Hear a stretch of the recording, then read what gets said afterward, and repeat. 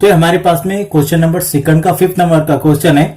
इसमें अपने को एक इक्वेशन दी गई है और इसमें अपने को पूछा है कि बताओ ये इक्वेशन में से मेरे पास में वेवलेंथ कहां पे है, मेरे पास में फ्रीक्वेंसी कहां पे है और मेरे पास में एम्पलीट्यूड कहां है। अपने पास में गिवन इक्वेशन है जो अपने को क्वेश्चन में दी गई है और इस पर से बताना है हमारे को कि इसमें वेवलेंथ कहां पे है, फ्रीक्वेंसी कहां पे और एम्पलीट्यूड कहां पे है।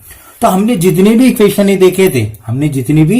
देखे थे तो उसके अंदर था 2 पाई, लेकिन मेरे पास में यहां पर है 4 पाई।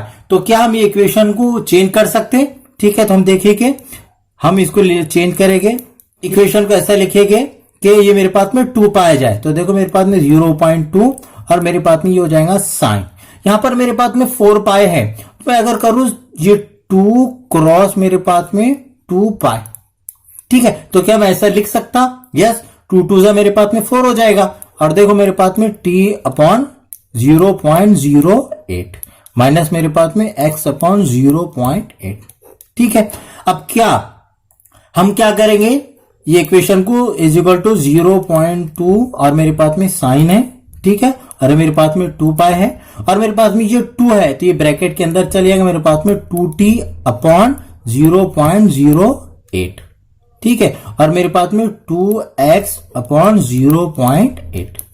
ठीक है, ये मेरे पास में इक्वेशन आ गई। तो क्या हम इक्वेशन को सॉल्व करेंगे? देखो मेरे पास में इक्वेशन कैसी हो जाएगी, y इज इक्वल टू 0.2 मेरे पास में साइन मेरे पास में 2 पाई और मेरे पास में 2 से मेरे पास में 2 1 जा 2 हो जाएगा, 2 1 जा 2 और मेरे पास में 2 4 जा मेरे पास में कितना हो जाता है, 8 हो जाता है। मेरे पास में आएगा t अपॉन 0.04, ठीक है, और मेरे पास में वही आएगा, यहाँ पर ये 2 1 जा 2 हो जाएगा मेरे पास में, तो मेरे पास में x अपॉन 0 पॉइंट कितना हो जाएगा, मेरे पास में 4 हो जाएगा। ठीक है, तो ये अपने पास में इक्वेशन आ गई। जो अपने पास में गिवन इक्वेशन थी वो अपने पास में ये थी, लेकिन हमने, क्योंकि हमारे पास में जितने भी प्रोग्रेसिव वेव की जो फॉर्म है अपने पास में उसके अंदर 2 पाई आता, मेरे पास में यहाँ पर 4 पाई दिया हुआ था, तो हमने इसको ये फॉर्म में कन्वर्ट कर लिया। ठीक है, तो हम जो अब लेके चलेंगे इक्वेशन को, ये वाली इक्वेशन रहेंगी अपने पास में, ये वाली इक्वेशन नहीं बल्कि ये वाली इक्वेशन को अपने ये वाली इक्वेशन में कन्वर्ट किया।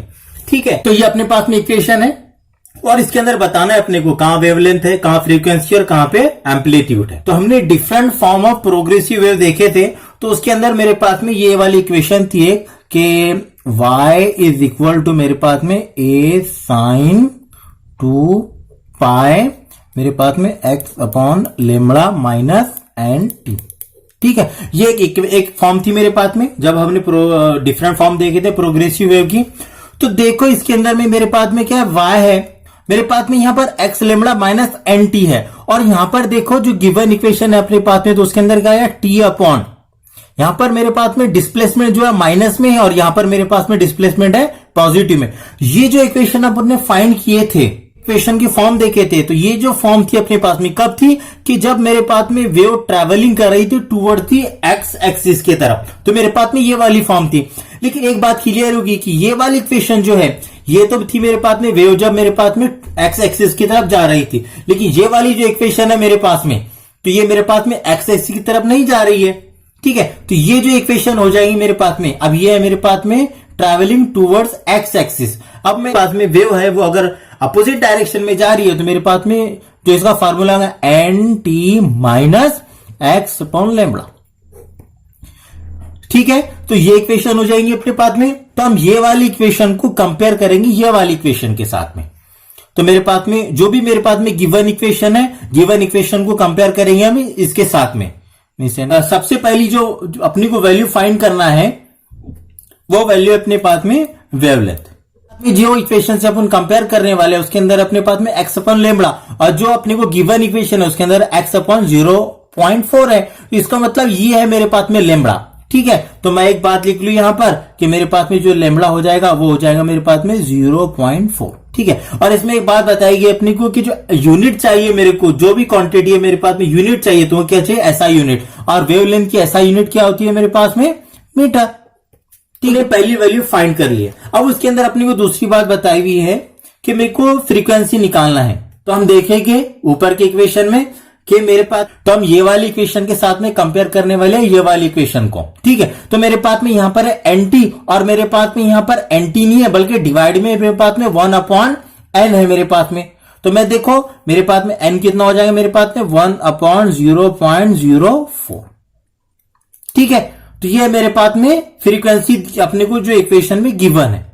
तो हमने ये जो कैलकुलेशन है अपने को इसको कैसा सॉल्व करना है, तो हमने एक इस पर वीडियो बनाए थे जो मैं आई बटन में दे दूंगा आपको। अगर ये सॉल्व करना है तो आप आई बटन में से वो वीडियो देखकर आप इसको सिंपली कैलकुलेट कर सकते हैं। आई बटन में जो मेथड मिलेगा अपने को उसके हिसाब से मैं इसका कैलकुलेशन करता हूं। 1 इसको मैं करूंगा 4 × 10⁻²। फिर मेरे पास में ऊपर जाएगा 2 0 हो जाएगा और मेरे पास में 4 हो जाएगा और ये मेरे पास में डायरेक्ट आता है। तो मेरे पास में डायरेक्ट आता है फिर ये n = 100/4 मेरे पास में होता है 25। ठीक है, तो मेरे पास में ये कैलकुलेशन आता है फ्रीक्वेंसी का। और मालूम है ऐसा यूनिट अपने पास में फ्रीक्वेंसी की क्या है, हर्ट्ज है। ठीक है, तो ये दूसरी वैल्यू अपने पास में फाइंड होगी। अब अपने को तीसरी वैल्यू निकालना है। तीसरी वैल्यू निकालना है अपने को एम्पलीट्यूड। तो हम इक्वेशन के अंदर देखेंगे, जो इक्वेशन से अपने को कंपेयर करना है, तो कि मेरे पास में जो इक्वेशन से कंपेयर करना है वहां पे एम्पलीट्यूड है यहां पे, और जो गिवन इक्वेशन है वो यहां पर है मेरे पास में। ठीक है, एक ही जगह पे मेरे पास में क्या है 0.2, तो मैं डायरेक्ट यहां पर मेरे पास में आ जाएगा एम्पलीट्यूड क्या आ जाएगा मेरे पास में एम्पलीट्यूड जो भी आ जाएगा वो मेरे पास में आएगा एम्पलीट्यूड 0.2। और ऐसा यूनिट एम्पलीट्यूड की क्या होती है, मीटर। तो आज के लिए बस इतना ही। Thank you.